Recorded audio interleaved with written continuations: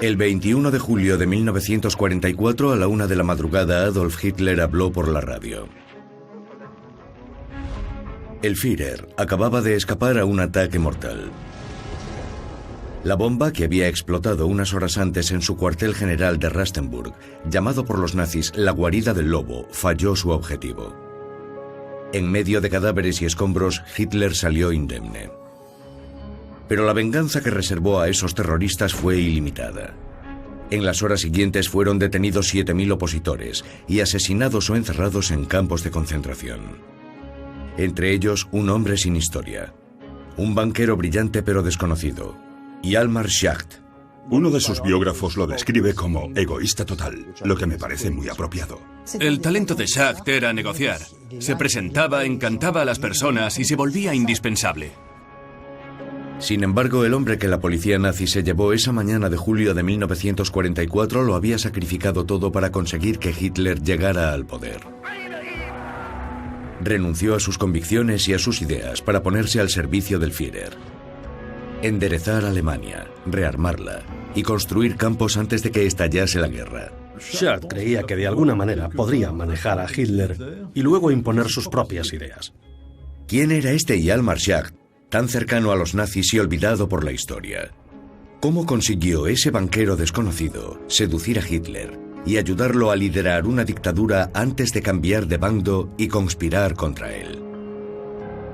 ¿Con qué estratagema logró rearmar Alemania a pesar de los aliados y el Tratado de Versalles? Hablaba frecuentemente con Hitler y por lo tanto estaba al corriente de lo que iba a suceder. Esta es la increíble historia de un hombre que escapó de todo, incluida su propia muerte, que no le llegó hasta 1970. Es la historia de Hjalmar Schacht, el banquero de las dos caras.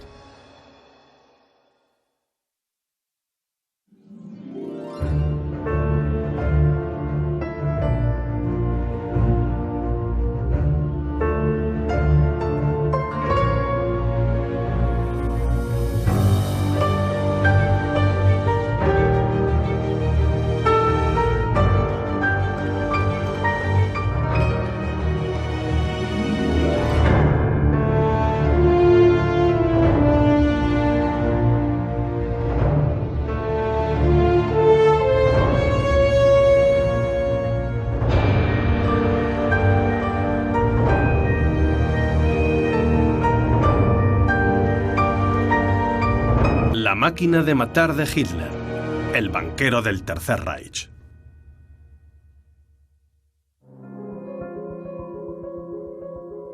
Nuremberg, octubre de 1946. Los principales dignatarios del régimen nazi que seguían con vida fueron juzgados durante 10 meses al sur de Alemania en un único juicio. El juicio de Nuremberg. En ese proceso también fue juzgado Hjalmar Schacht. Estuvo entre los dignatarios del Tercer Reich que fueron juzgados en Nuremberg. Juzgado por ser un hombre providencial en la reconstrucción de Alemania, Schacht acompañó a Adolf Hitler en el ascenso al poder. Peor aún, manipulado por el dictador, ayudó al Tercer Reich a convertirse en un monstruo sediento de sangre. Le dio cierta reputación a Hitler. De alguna manera, eso lo hacía culpable. Sin embargo, contra todo pronóstico, Hjalmar Schacht fue absuelto. Schacht fue absuelto en el juicio de Nuremberg porque no fue posible demostrar su culpabilidad en la preparación de la Segunda Guerra Mundial y porque no cometió ningún crimen contra la humanidad. Para seguir esta historia, obtuvimos una autorización excepcional para entrar en el centro de los archivos militares del Estado ruso. Entre estos estantes, donde no ha entrado ninguna cámara, están los momentos del destino de Hjalmar Schacht, un destino perfectamente calculado. Porque el banquero del diablo lo había previsto todo. Su único error fue una reunión con un hombre aún más decidido que él.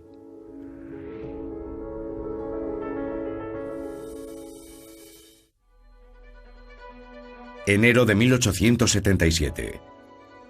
Hjalmar nació en el pueblo de Tinglev, Prusia, 12 años antes de que cambiara su vida para siempre. Pero nada auguraba que el destino de Adolf Hitler y de Hjalmar Schacht se cruzarían algún día. Schacht era un estudiante brillante y ya muy ambicioso. Empezó a estudiar sin una idea determinada, sin saber exactamente qué quería hacer. Incluso pasó un semestre en París durante el asunto Dreyfus y terminó estudiando economía. En la Sorbona, Schacht aprovechó la oportunidad para aprender francés. De vuelta a Alemania, hizo un doctorado en economía y comenzó a trabajar con éxito. Uno de los talentos de Schacht era negociar. Se presentaba, encantaba a las personas y se volvía indispensable. Era bastante joven y enseguida se convirtió en uno de los grandes líderes de las finanzas alemanas. Pero los planes profesionales de Schacht se vieron bruscamente interrumpidos en el verano de 1914, cuando estalló la Primera Guerra Mundial, que luego se extendió por toda Europa y el mundo entero. La guerra y sus 10 millones de muertos fueron un punto de inflexión en la carrera de Schacht. Un primer paso hacia su verdadero destino, como banquero del diablo.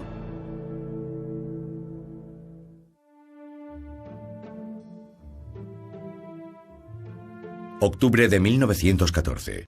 Al comienzo de la guerra, Hjalmar Schacht fue movilizado en Bélgica, pero no como soldado. El país estaba ocupado por los alemanes y la economía había colapsado, y se pidió a Schacht que restaurara el sistema económico. Y fue su primer golpe genial. Bélgica tuvo que pagar durante su propia ocupación. Schacht fue uno de los llamados a organizarlo y su misión era reducir la inflación. Fue una especie de laboratorio para su futuro en el Banco Central alemán.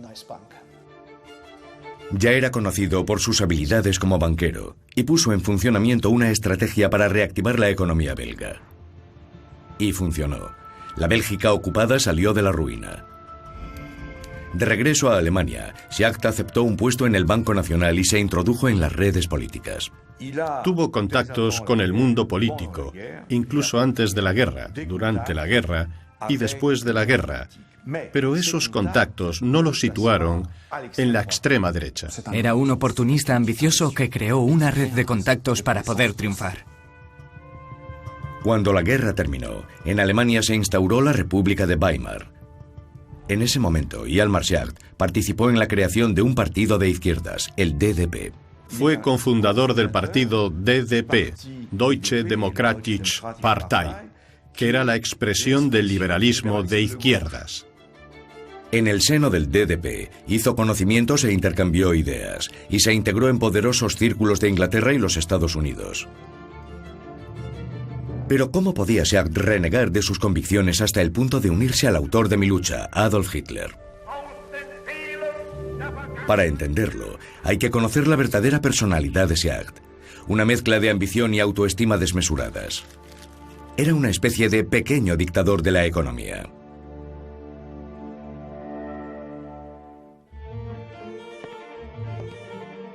Hjalmar Schacht era un hombre extremadamente seguro de sí mismo y de su superioridad intelectual. A muchas personas les parecía muy arrogante. Era un hombre muy inteligente, y se sabía muy inteligente. Sabía que era muy superior a los demás, y se lo hacía saber a todo el mundo. Y eso era algo que le hacía quedar bastante mal. Era altivo, no se retractaba de sus ideas. Schacht estaba convencido de que siempre tenía razón, pero era brillante y apreciado por su cultura.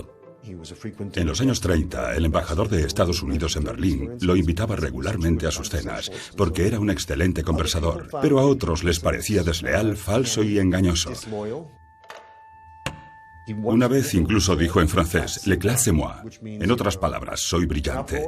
Uno de sus biógrafos lo describió como un gran ególatra, lo que me parece muy apropiado. Su audacia le hizo ganar dinero muy rápidamente. Con sus primeros ahorros, Schacht compró una enorme casa cerca de Berlín. Un lugar de descanso, pero que también albergaría los mayores secretos de la historia de Schacht. Compró una gran propiedad en Gülen, que se encuentra a unos 80 kilómetros de Berlín, al norte. Una casa muy grande rodeada de bosque. Tenía reuniones muy importantes donde intercambiaba mucha información. Entre las secretas paredes de su gran casa se podía reunir con cualquiera, con la certeza de que nadie podía espiarlo.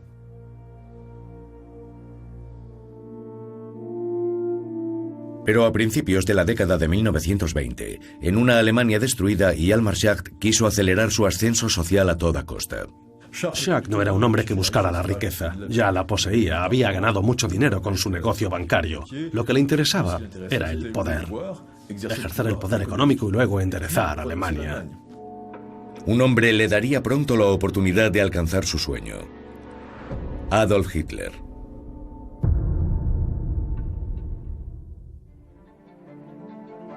Julio de 1923. Alemania estaba en una situación desesperada. Faltaban menos de 8 años para la cena que cambiaría la vida de Schacht, la que le permitió conocer a Adolf Hitler. Alemania fue derrotada en la Primera Guerra Mundial y quedó en la ruina. La economía estaba destrozada. Los aliados, los vencedores, impusieron reparaciones colosales a Alemania en el Tratado de Versalles. El país debía pagar esas reparaciones de guerra a los aliados y se endeudó peligrosamente. El desempleo aumentó y los salarios disminuyeron en un 25%. Alemania se embarcó en enormes gastos tras la Primera Guerra Mundial, primero para mantener a las viudas y a los huérfanos de los combatientes, pero también para pagar las reparaciones impuestas por los aliados. A mediados de 1923, el marco alemán se cotizaba a razón de 4.200 millones por dólar. Valía menos que el papel en el que se imprimía. Este periodo en el que los precios de la moneda perdió todo su valor se llamó el de la hiperinflación. La moneda perdió aproximadamente 5 millones de veces su valor entre 1918 y 1923. Una inflación cuya imagen era la de personas que llevaban carretillas con billetes para hacer sus compras. Había que solucionarlo. El Reichsbank no era capaz y en 1923 el gobierno buscó a Schacht, que era un banquero muy famoso y popular, para que intentara detener esa inflación galopante. Era una apuesta necesaria. Para Schacht era un reto sencillo y si tenía éxito en esta misión, si ideaba un plan eficaz, podría haberse impulsado a un estatus superior. Hjalmar Schacht acababa de conseguir un puesto creado específicamente para él: comisionado de divisas del gobierno. No tenía despacho ni medios, era un empleo suicida. Pero Schacht empezó a trabajar a su manera. Pensó durante varios días cómo hacerlo. Se instaló en una oscura dependencia del Ministerio de Finanzas. Fumaba sin parar todo el día mientras ideaba soluciones. Y al final puso en marcha un plan para detener la tendencia a la baja, para detener la inflación. Schacht se jugaba su carrera y lo sabía. En Moscú, en los archivos rusos, las primeras huellas de Schacht datan de esa época. El hombre pasó de ser un pequeño banquero a ser una figura pública. Al mismo tiempo, otro hombre intentaba pasar a ser el centro de atención en Alemania, aprovechándose de la ira que aumentaba entre la población. En 1923, Adolf Hitler era una figura política marginal. Dirigía un partido con base en Baviera, al sur del país, que contaba con unos 50.000 miembros en ese momento. Soñaba con imitar a Mussolini, que había dirigido la Marcha de Roma en Italia, para obligar al gobierno a darle un puesto clave. Schacht aplicó sus ideas para poner fin al fracaso del sistema económico. Fue su primer golpe de ingenio y su primer objetivo fue detener una tendencia que durante 4 años nadie había conseguido. En unas pocas semanas, la inflación pasó de ser de más del 1000% mensual a solo un 15%. ¿Qué hubiera pasado si Schacht no hubiera tenido éxito? Nadie puede saberlo. Pero su estrategia para reducir la inflación fue clave en la historia de la República de Weimar, y eso le hizo muy popular.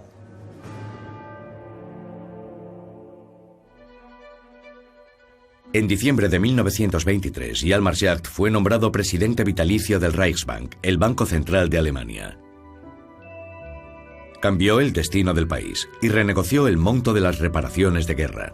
Se presentaba a sí mismo como Salvador y estableció el famoso Rentenmark, la nueva moneda que permitiría detener por completo la inflación y marcaría el comienzo de un relativo periodo de estabilidad y expansión de la economía alemana.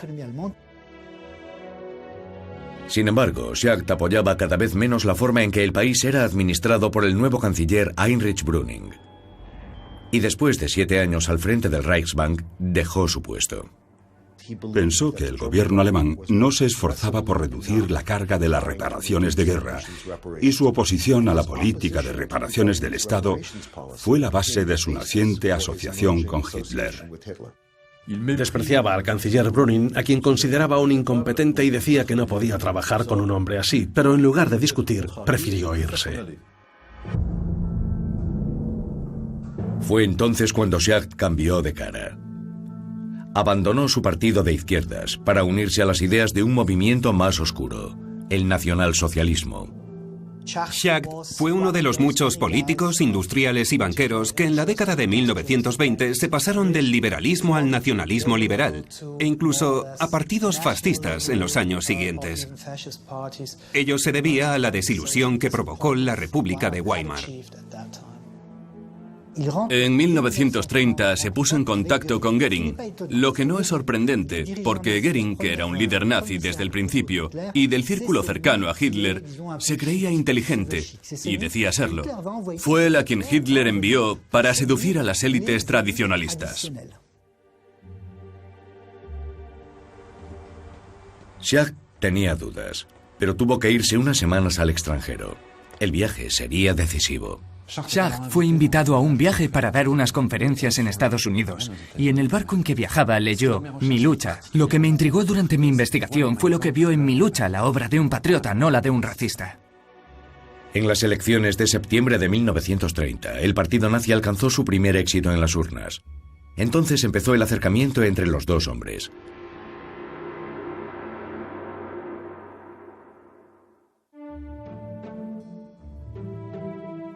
Enero de 1931. Unos meses antes, Hermann Göring había sido seducido por las ideas de Hjalmar Schacht. El 5 de enero organizó una cena en su casa, a la que también invitó a Adolf Hitler. Esa cena cambió completamente la vida de Schacht. El ambiente era distendido, y el banquero escuchaba las proposiciones del futuro dictador. Schacht estaba fascinado por la personalidad y el carisma de Hitler. Schacht pensó que Hitler era el líder que Alemania necesitaba y merecía. Hitler tenía una gran facilidad de palabra. Hablaba y Schacht le escuchaba. Sin duda, Hitler ejercía una especie de fascinación sobre Schacht y cayó bajo su encanto en el amplio sentido de la palabra, por supuesto, como bajo una especie de hechizo. El banquero estaba como hipnotizado, y sin embargo, el programa económico del Führer no le gustaba en absoluto. Schacht no estaba nada convencido con el programa, pero se dijo a sí mismo que Hitler en cierto modo se parecía a él, pues era un hombre muy decidido, que tenía ideas, que quería que se aplicaran al precio que fuera, y desgraciadamente eso le impulsó a unirse a Adolf Hitler. Hitler necesitaba a Schacht, necesita un Schacht, necesitaba a alguien para implementar una estabilización de la economía, y no olvidemos la difícil situación de la economía alemana con una enorme tasa de desempleo. De vuelta a casa, el banquero reflexionó. Su esposa, Louise, fascinada por el futuro dictador, acabó convenciéndole. Schacht se decidió y siguió al Führer hasta el final.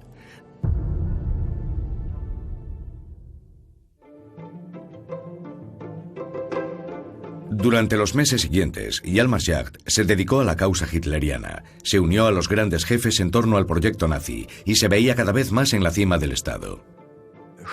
Schacht estaba convencido de que el futuro sería de Hitler. A partir de ese momento, unió su destino al suyo. Schacht creía que en cierto modo podría utilizar a Hitler y luego imponerle sus propias ideas, algo muy presuntuoso, pero muy normal en Hjalmar Schacht. Estaba muy seguro de conseguirlo. El banquero tenía razón. Hitler lo convirtió en su mentor económico. Schacht pensaba que manipulaba al futuro dictador. La verdad era muy diferente. Hitler vio perfectamente lo que podía obtener de la credibilidad internacional de Hjalmar Schacht y alimentó su ego. 1931 y 1933 fueron los años que los alemanes llamaron de escaparate, es decir, una pieza central expuesta para mostrar a los líderes económicos y a los dirigentes que la política nazi no era tan radical como temían. Para este partido, que en esa época estaba en ascenso hacia el poder, contar con los servicios de Schacht era de suma importancia porque Schacht tenía una gran reputación. Para financiar las campañas del NSDAP, el partido nazi, Schacht consiguió recaudar 3 millones de Reichsmarks entre los fabricantes alemanes. Y funcionó. Las elecciones de julio de 1932 confirmaron la pujanza del NSDAP, que se convirtió en el primer partido de Alemania con casi 14 millones de votos. Pero el presidente del Reich, el mariscal Hindenburg, se negó a confiar la Cancillería a Adolf Hitler. Schacht presentó entonces una petición firmada por industriales alemanes para presionar a Hindenburg. Schacht hizo que Hitler llegara al poder. Hindenburg no pudo evitarlo y nombró canciller a Hitler. El 30 de enero de 1933, Adolf Hitler se convirtió en canciller del Tercer Reich. Para Hjalmar Schacht, su apoyo inquebrantable y su estratega en la sombra fue el inicio de una nueva vida.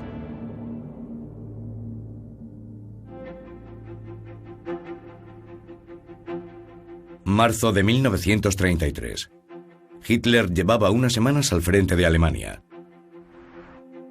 La crisis económica que sufría el país era insalvable. Schacht aún no tenía una función en el Reich. Entonces el dictador le ofreció un puesto que ya había ocupado: presidente del Banco Central. El banquero del diablo aceptó. Un mes y medio después de la llegada de Hitler a la Cancillería, Schacht recuperó la presidencia del Reichsbank, a la que aspiraba, y ese fue el regalo que recibió de Hitler. En nombre de los nazis, Schacht reformó las finanzas alemanas. Aprovechó sus antiguas relaciones para renegociar las reparaciones de guerra. Fue a Londres y luego a los Estados Unidos para persuadir al presidente Roosevelt. Inspiraba confianza y tranquilizó a quienes tenían miedo del radicalismo de los nazis. Desde el principio, Schacht y los nazis se usaron mutuamente para compartir intereses comunes.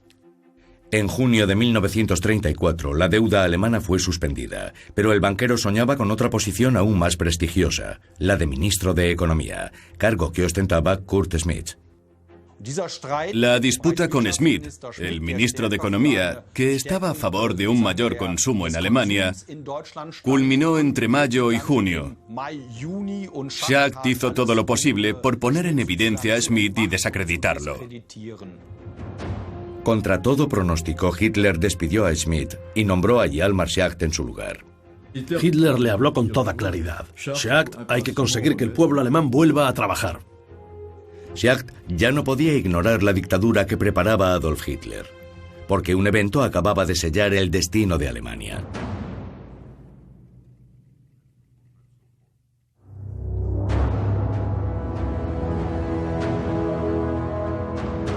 Junio de 1934. La SA, la organización paramilitar del partido nazi, se había vuelto demasiado violenta y molesta para el Führer. El 21 de junio, el presidente Hindenburg le pidió a Hitler que impusiera la calma al país. 8 días después tuvo lugar la Noche de los Cuchillos Largos. Una serie de asesinatos, una verdadera purga durante la cual fueron asesinados más de 200 miembros de las SA, en particular a manos de las SS, la guardia personal de Hitler. Un mes después, Hindenburg, el presidente del Reich, murió de cáncer de pulmón. Hitler tenía ya en sus manos el destino de Alemania. Para construir el Gran Reich, con el que soñaba Adolf Hitler, el país debía rearmarse. Pero era imposible. Alemania aún no tenía derecho a rearmarse, porque todavía estaba sujeta a las drásticas condiciones del Tratado de Versalles, el Dictado de Versalles, y el rearme alemán debía hacerse de forma muy discreta. Hitler ya había encontrado al hombre que lograría esa proeza. El ministro y presidente del Banco Central. Schacht acababa de entrar en el cerrado círculo de los mandos nazis. Pero aparte de Hitler, no le gustaban demasiado los dignatarios del Reich. La relación con Hitler era la más interesante. Con Goering y Goebbels no se reunían mucho porque no se movían en los mismos círculos. Pero para Hitler, Schacht era muy útil, incluso hasta el punto de protegerlo. Sin embargo, Schacht no conocía lo que Hitler era capaz de hacer. Los verdaderos nazis no lo consideraban uno de los suyos. En cierto modo, era el arquetipo de la alta burguesía, lo que se apreciaba inmediatamente por su vestimenta. Nunca se veía a Schacht vistiendo uniforme. El único supuesto amigo que se mostraba interesado era Hermann Göring. Goering era un hombre educado que quería cultivar su amistad con Schacht. Goering lo invitó repetidas veces a recepciones en su especie de castillo de opereta.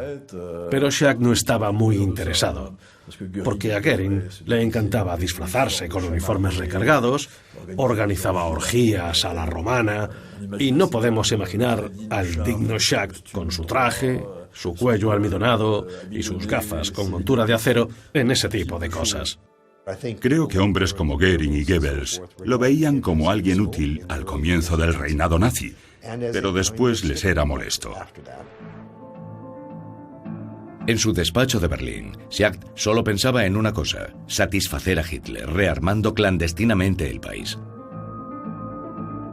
Y en pocas semanas encontró una solución prodigiosa.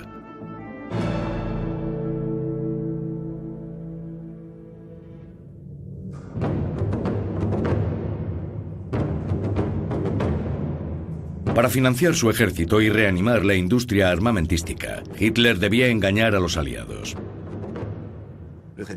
El Tratado de Versalles limitaba el ejército alemán a 100.000 hombres, pero Hitler había previsto que con el tiempo la resistencia de las democracias occidentales se relajaría.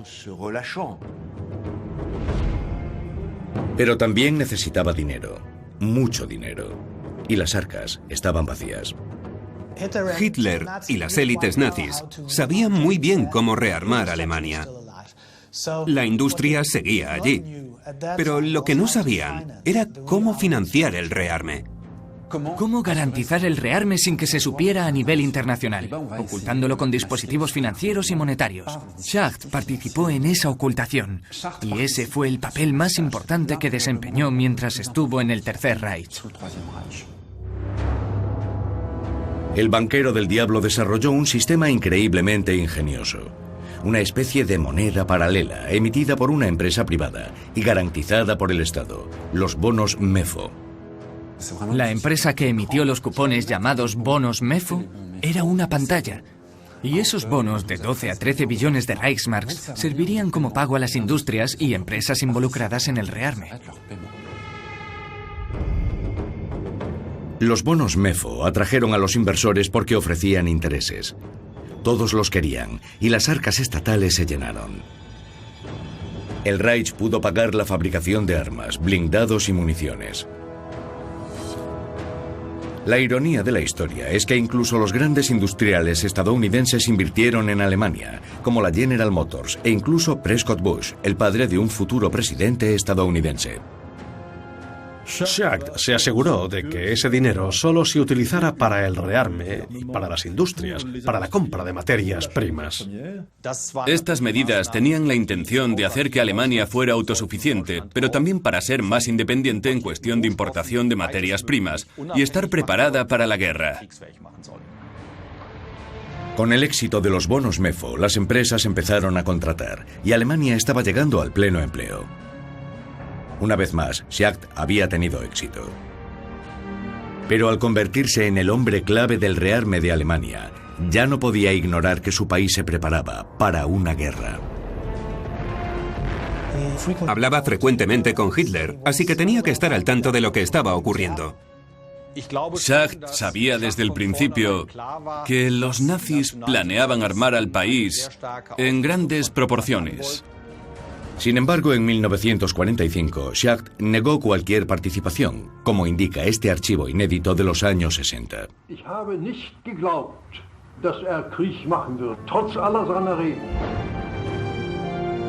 ¿Mentira o verdadera ingenuidad?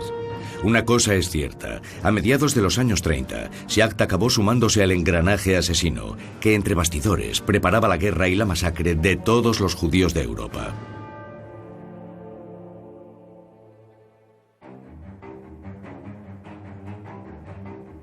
Septiembre de 1935. Con motivo del 7º Congreso Anual del Partido Nazi, las actas de las leyes de Nuremberg fueron adoptadas por unanimidad. Hitler reforzó así el proceso de excluir a los judíos de la sociedad alemana, y Hjalmar Schacht participó en algunos debates, y se sumó a sus postulados. Schacht era antisemita, algo muy común en aquellos años. Había muchas publicaciones que hablaban de los judíos como del mal que afectaba a la sociedad. Y Schacht era como los demás. Schacht creía en un gran mito antisemita, el mito de la banca y de que los judíos controlaban la economía porque controlaban las finanzas. El banquero del diablo presenció la expoliación a los judíos, que perdieron sus negocios e industrias. Pero sus convicciones eran más moderadas por una razón muy precisa.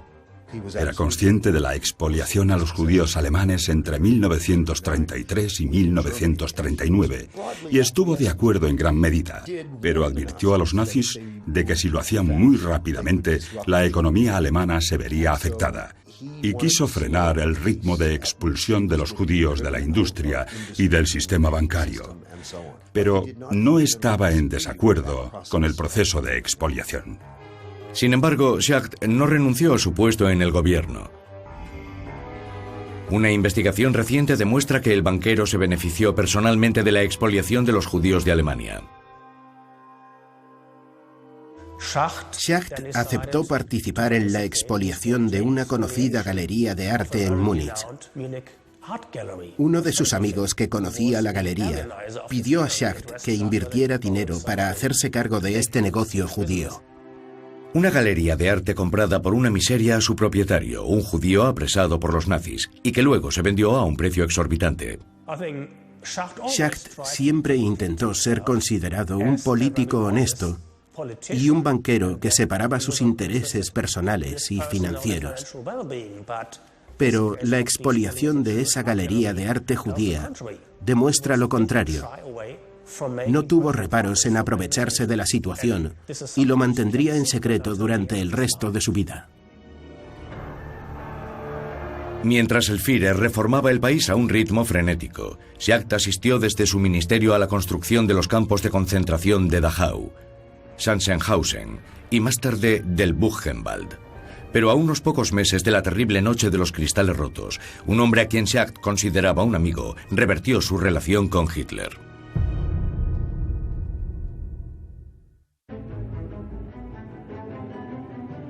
Adolf Hitler ordenó un nuevo y grandioso plan económico a partir de 1936 para ampliar el armamento de Alemania y hacerla independiente en solo 4 años.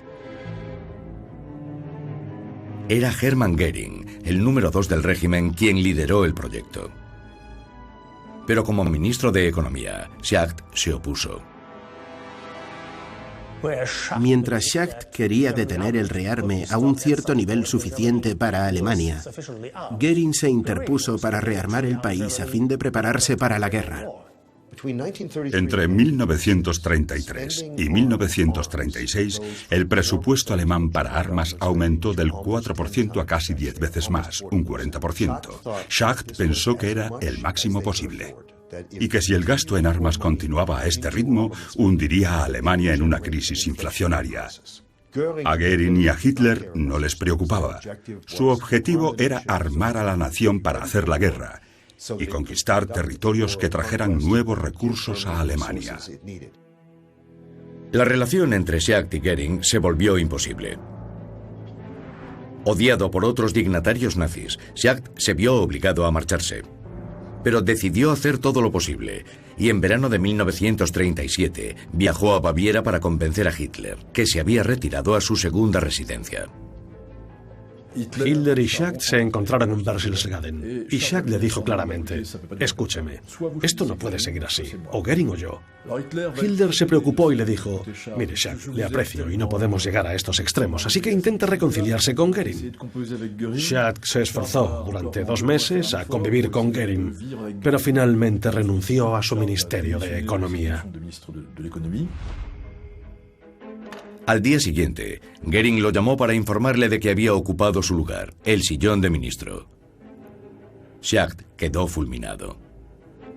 Aunque se veía a sí mismo como el mentor de Hitler, el banquero tuvo que enfrentarse a las evidencias. Había sido manipulado, utilizado y luego excluido. Ambos pensaban que podían utilizar al otro para sus propios fines. Solo uno utilizó al otro, solo Hitler utilizó a Schacht. Pero no se fue con las manos vacías. El Führer no olvidó lo que Schacht había hecho por la nación. Entre los años 33 y 38, antes de abandonar su puesto oficial, el desempleo se había reducido de 7 millones a casi 0. Hitler lo mantuvo al frente del Banco Central y lo nombró ministro sin cartera, una especie de puesto ficticio. Sin embargo, el banquero siguió enojado contra Göring y Hitler. Luego, en el mayor secreto, hizo lo impensable y cambió una vez más de bando. Su apartamento de Berlín y su casa de Gülen se convirtieron en lugares de reunión para los opositores al régimen nazi. Incluso habiendo perdido las funciones que habían sido suyas, siguió formando parte del engranaje del sistema. Se mantuvo a una cierta distancia. Schacht intentaba ser aceptado por militares, intelectuales, políticos y por la resistencia en la sombra, y les daba información. Una noche el banquero descubrió que había micrófonos ocultos en su apartamento de Berlín. De dignatario nazi, había pasado a sospechoso. No sabemos cuándo fueron instalados esos micrófonos, pero desde ese momento Schacht se sintió menos confiado. No sabemos quién puso los micrófonos, probablemente la Gestapo. Tenía un pie entre los nazis y otro entre los opositores al régimen. El doble juego de Schacht duró hasta 1944. Llegó el momento de tomar una decisión irrevocable. Hitler debía ser eliminado.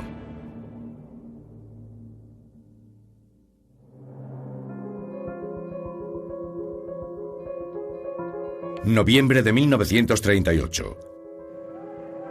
Alemania se convirtió en el escenario de un momento clave en la política antisemita de Hitler. La noche del 9 al 10 de noviembre, los judíos, sus viviendas y negocios fueron atacados. La noche de los cristales rotos.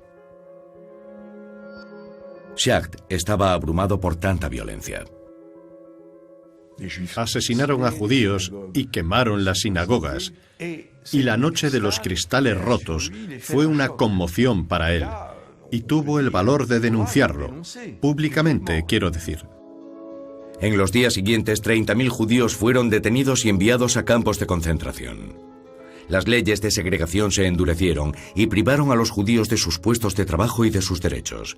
Schacht se puso en contacto con Hitler para explicarle que su política de persecución llevaría el país a la ruina. El banquero quería encontrar una solución. Fue a hablar con representantes de la comunidad judía e inglesa sobre qué hacer, pero no sirvió de nada. ¿Se esforzó al máximo? No lo sé. A finales de año, Adolf Hitler, molesto por la posición de Schacht, lo convocó a Berlín. Hitler no escuchó. Solo le pidió a Schacht que acudiera a su despacho y sin previo aviso lo despidió. Schacht no se lo esperaba. 1938 fue un punto de inflexión en la historia del Tercer Reich, porque Hitler se deshizo de toda una serie de dignatarios que representaban el ala conservadora del régimen. En enero de 1939, Schacht ya no tenía ningún poder en el organigrama nazi. Hitler lo excluyó del gobierno y luego del Banco Central, pero sorprendentemente conservó su título de ministro, algo sin valor. Para el banquero del diablo llegó el momento de encerrarse en su casa de Gülen. Descansaba, se ocupaba del jardín, pensaba, e impotente, asistía al caos de la Segunda Guerra Mundial.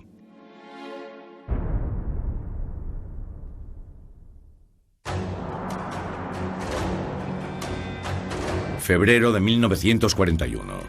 Alemania había invadido Polonia, luego Francia, y preparaba su ataque contra la Unión Soviética. Hjalmar Schacht ya no podía ignorar que la guerra también escondía uno de los peores crímenes de la historia contra la humanidad: el Holocausto. ¿Estaba al tanto del asesinato de judíos en Europa? Yo creo que sí, ya que la élite alemana lo sabía y la información circulaba, venía del este. Tenía amigos entre los oficiales y generales del ejército alemán. También era buen amigo de los opositores conservadores anti-Hitler. Todos aquellos que ocupaban cargos importantes en Berlín conocían la existencia de los campos de concentración en Europa, y cualquiera en lo alto del organigrama nazi sabía que se llevaban a cabo ejecuciones masivas en el frente del Este, principalmente de judíos. Aún así, Schacht mantenía relaciones con el dictador e incluso le informó de su deseo de volver a casarse tras la muerte de su primera esposa. Esta reunión tuvo lugar en febrero de 1941. Sería la última. Pero el vínculo especial entre los dos hombres salvó a Schacht de la muerte casi 4 años después.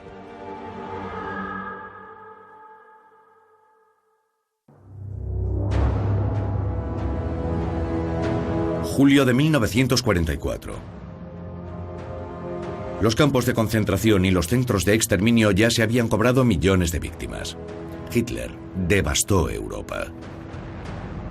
La guerra no había terminado, pero los nazis la estaban perdiendo. En ese momento, la resistencia alemana decidió lanzar la Operación Valquiria, que debía derrocar a Hitler. El dictador se había enfrentado a más de 40 atentados desde 1921, pero ese fue sin duda el más espectacular. En su propiedad de Gulen, Schacht recibió a los conspiradores y conoció algunos detalles del plan. Él lo sabía. Sabía que algo iba a suceder, pero no sabía exactamente dónde ni cuándo. Tenía información por medio de sus contactos con personalidades importantes de la resistencia. Sin duda no formaba parte del círculo principal, pero podríamos decir que estaba en un segundo círculo, que ya era mucho. Schacht incluso tuvo la audacia de proponerse como nuevo canciller. Su nombre circulaba en las listas clandestinas. Pero si el atentado fallaba, sabía que sería asesinado. Sabía que estaba en peligro y tenía que hacer algo para salvar la vida.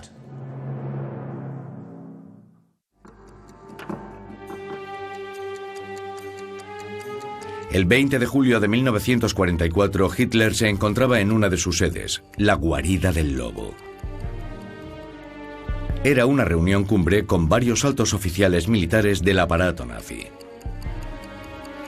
El dictador estudiaba un mapa del Estado Mayor cuando explotó una bomba.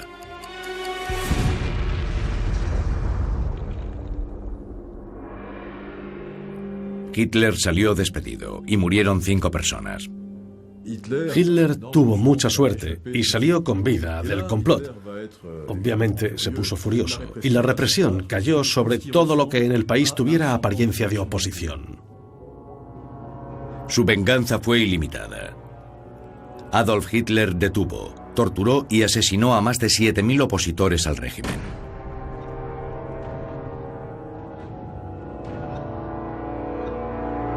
Entre ellos, a Hjalmar Schacht. La mañana del 23 de julio, unos hombres llegaron a detener al banquero por orden de Hitler. Su casa de Gulen fue inspeccionada a fondo en busca de evidencias. No hace falta decir que no encontraron nada.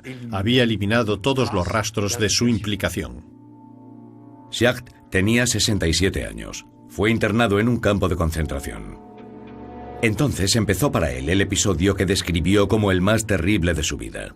Vivió las penalidades de los prisioneros y se encontró con la mayoría de los conspiradores de la Operación Valquiria, que vio desaparecer porque esas personas fueron ejecutadas una tras otra. Nadie habló.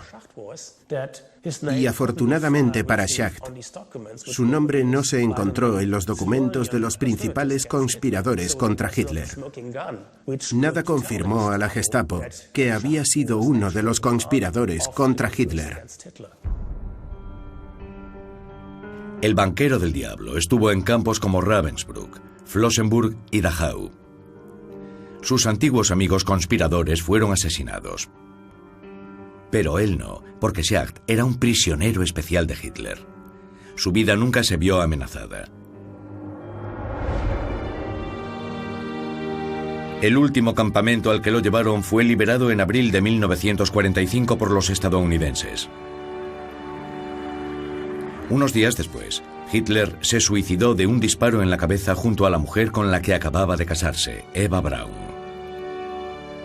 Schacht fue libre por fin. Él se creía libre. Es cierto que cuando su campo fue liberado se sintió muy feliz. Finalmente podía respirar tranquilo porque esperaba ser ejecutado. En ocasiones pensó que había llegado su fin. Pero el banquero estaba lejos de sospechar el resto de la historia. Fue interrogado por los estadounidenses durante varios días y estuvo encarcelado. Se presentó ante los jueces del juicio más sonado de la historia, el de los criminales de guerra nazis.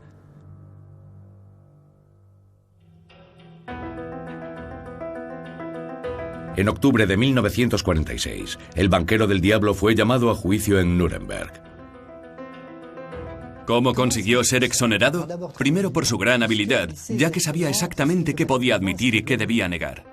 Hjalmar Schacht hizo un relato brillante de su cometido. Habló de la resistencia, criticó los errores del nazismo, en los que aseguró que no había participado.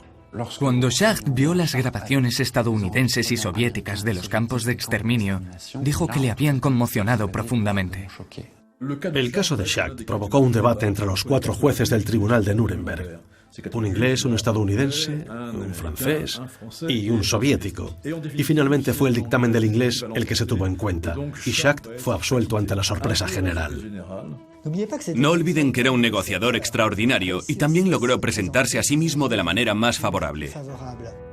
Su absolución causó una gran sorpresa, pero no demostró nada. Schacht quedó marcado de por vida. Hablaba muy poco de esa época. Para él fue una experiencia muy traumática en un cierto sentido. Después de Nuremberg, en Alemania hubo otros juicios contra los nazis y también quedó en libertad. Pero estaba arruinado y tuvo que abandonar su casa de Gülen. Fue totalmente absuelto de todos los cargos y pudo empezar una nueva vida. Ya era un anciano, tenía más de 70 años, pero a pesar de eso, tenía un futuro por delante.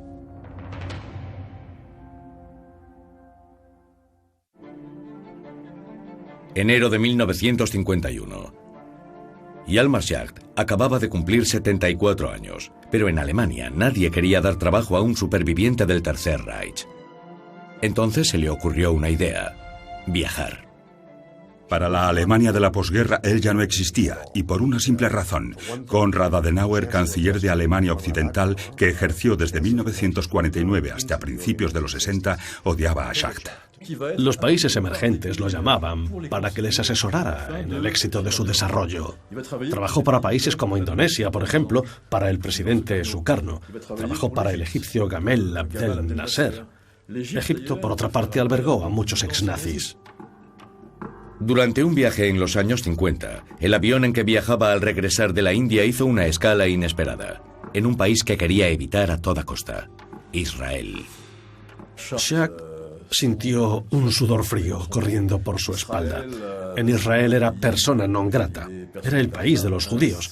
Y no se había portado de una manera completamente correcta con ellos, ni mucho menos.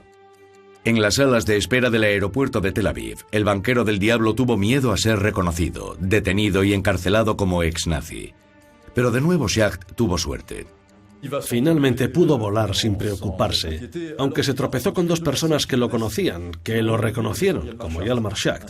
Fueron un camarero que trabajaba allí, que lo había conocido en Alemania, y una dama que iba a Sudamérica y que también reconoció a Hjalmar Schacht, el banquero de Adolf Hitler.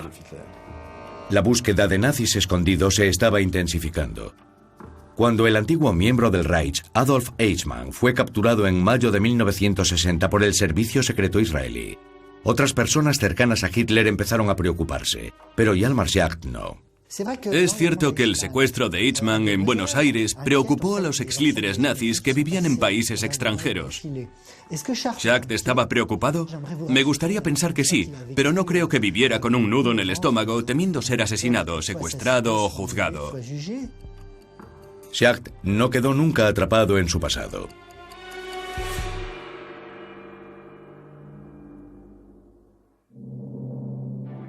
Junio de 1970. El banquero de Hitler tenía 93 años. Había escapado de la guerra, de los campos de concentración, de los juicios a los nazis, pero le había llegado la hora de rendir cuentas. En 1970, Schacht fue invitado a una gran cena. Era una velada importante. Se puso su chaqueta y sus pantalones. Se cayó. Se rompió una pierna y lo llevaron al hospital. Y allí murió. Su corazón dejó de latir. El 3 de junio de 1970, el banquero del diablo ya no pudo escapar a su destino y murió apaciblemente, con la sensación de haber sido un gran hombre para Alemania. No se sentía culpable por nada de lo que hizo en el Tercer Reich. Solo se arrepintió de una cosa, de haber sido engañado por Hitler. Y eso es lo que siempre decía: ese hombre me engañó, abusó de mí. Pensaba que él había sido capaz de reanimar la economía alemana y su sistema monetario, pero se equivocaba. No vio que Hitler lo utilizó para preparar a Alemania para una guerra. Murió viejo en otro país, en el olvido, tranquilamente. Es cierto que no ha dejado un rastro significativo en la historia, porque otros cometieron muchos más delitos que él. Fue uno de los grandes impulsores que permitieron a Hitler llegar al poder y uno de los que facilitaron la carnicería de la Segunda Guerra Mundial. Y aunque algunos investigadores alaban su inteligencia, todo queda eclipsado por los horrores que hizo posible. El banquero con dos caras se llevó consigo los últimos secretos de su verdadera relación con el nazismo y con Adolf Hitler. Su nombre permanecerá grabado para siempre en la lista de miles de dignatarios nazis, sin los cuales el horror del Tercer Reich nunca habría existido.